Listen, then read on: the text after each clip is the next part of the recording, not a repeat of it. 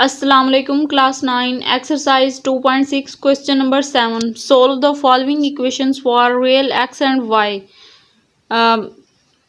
ये जो इक्वेशन दी हुई है ना, यहाँ से हमने एक्स एंड वाई की वैल्यू फाइंड करनी है। 2 - 3 iota into x plus y iota is equal to 4 plus iota.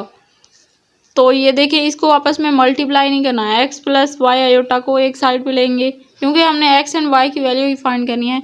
ये वाला जो इधर मल्टीप्लाई हो रहा है ना, इधर एक साइड पे आके इसके डिवाइड हो जाएगा 2 - 3 आयोटा। क्योंकि ये देखें, इसमें सिर्फ एक रियल एंड इमेजिनरी पार्ट है, इसमें एक्स एंड वाई आयोटा है। तो एक्स एंड वाई आयोटा को एक साइड पे, क्योंकि क्वेश्चन में भी तो कहा है कि एक्स एंड वाई की वैल्यू फाइंड करनी है। हम इस रियल एंड इमेजिनरी पार्ट को रियल एंड इमेजिनरी पार्ट वाले को एक साइड पे कर लिया है। यहाँ पे देखें, अब इसको सिंप्लीफाई भी तो करना है, इसी तरह तो हम इसे सोल्व नहीं कर सकते। सिंप्लीफाई करने के लिए बाय रैशनलाइजिंग का सहारा लेना पड़ेगा। रैशनलाइजिंग के ज़रिए, बाय रैशनलाइजिंग का मतलब होता है इसका जो डिनोमिनेटर है ना, उसका साइन चेंज करके उसी के साथ मल्टीप्लाई भी करना है, डिवाइड भी करना है। तो हम 2 + 3 आयोटा, इसका मतलब है कि ये इसके साथ मल्टीप्लाई हो रहा है और ये जो नीचे वाला है ये इसके साथ डिवाइड हो रहा है। तो इस तरह हम लिखेंगे 2 + 3 आयोटा ओवर 2 + 3 आयोटा, इसका साइन चेंज करके।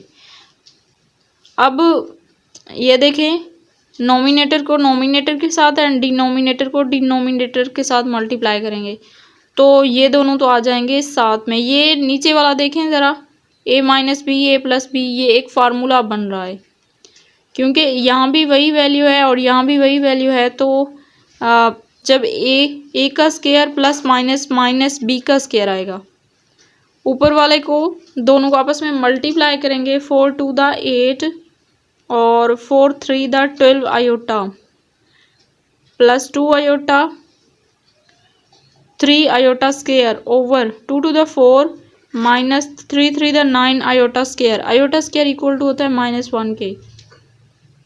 8 12 + 2 14 आयोटा, आयोटा स्क्वायर की जगह पे -1 और नीचे भी आयोटा स्क्वायर की जगह पे -1। 8 + 14 और ये प्लस माइनस का -3 ओवर 4 माइनस प्लस का 9 आ गया।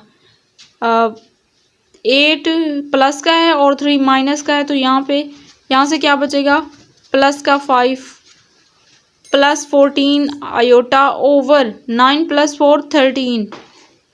अब x = y आयोटा, क्योंकि इसको हम इस तरह लिखेंगे, पहले 5/13 सिंपल और उसके बाद प्लस 14/13 आयोटा। तो हम रियल पार्ट को रियल के इक्वल करेंगे ना, x बगैर आयोटा वाले के साथ 5/13 और y के साथ आयोटा है और इसके साथ भी y = 14/13। तो ये आ गई x एंड y की वैल्यू, यही हमने सोल्व करनी थी। तो अगर आप मेरे चैनल पर न्यू हैं तो चैनल को सब्सक्राइब कर दें, वीडियो को लाइक करें, अपने दोस्तों के साथ शेयर करें। मिलते हैं नेक्स्ट वीडियो में, तब तक के लिए अल्लाह हाफिज़।